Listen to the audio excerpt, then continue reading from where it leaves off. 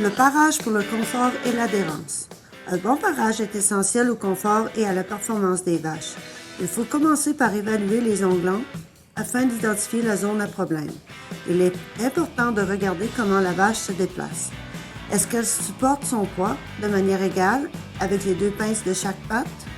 Est-ce qu'elle a les pieds tournés vers l'extérieur?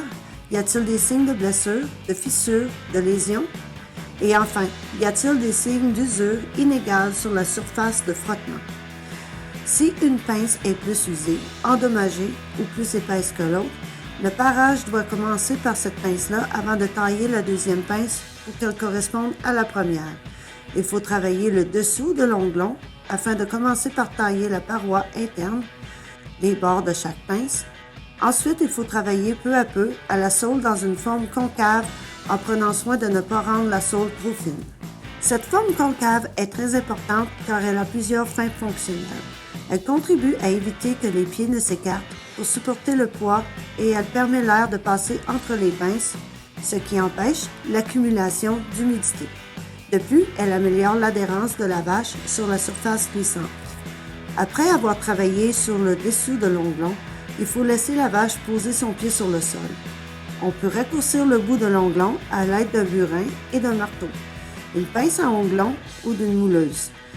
Le pareur d'onglon va utiliser son propre jugement pour déterminer la longueur appropriée de l'onglon en prenant en considération la taille de l'animal et l'usinité de chaque race. Lors de l'évaluation des pieds et dans une position debout, les onglons doivent pointer droit devant et le pareur doit être capable d'observer une ligne droite verticale reliant le point de l'épaule au genou jusqu'au bourrelet.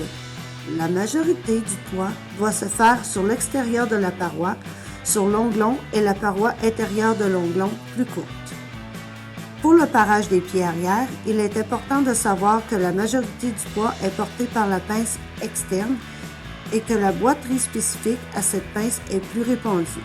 Le poids supplémentaire porté à la pince externe stimule la croissance de l'onglon sur la pince externe, ce qui nécessite un parage supplémentaire pour niveler la surface de frottement des deux pinces. Avant de parer les pieds arrière, le pareur doit se demander si la vache est prête à supporter son poids de manière égale sur ses deux pieds arrière, si ses jarrets sont tournés vers l'intérieur, jarrets croches, si c'est trop chanté et ses pieds arrière sont positionnés trop en arrière, ce qui force les ischions à être plus hauts, s'il y a des signes de blessure, de fissure ou de lésion sur les pinces.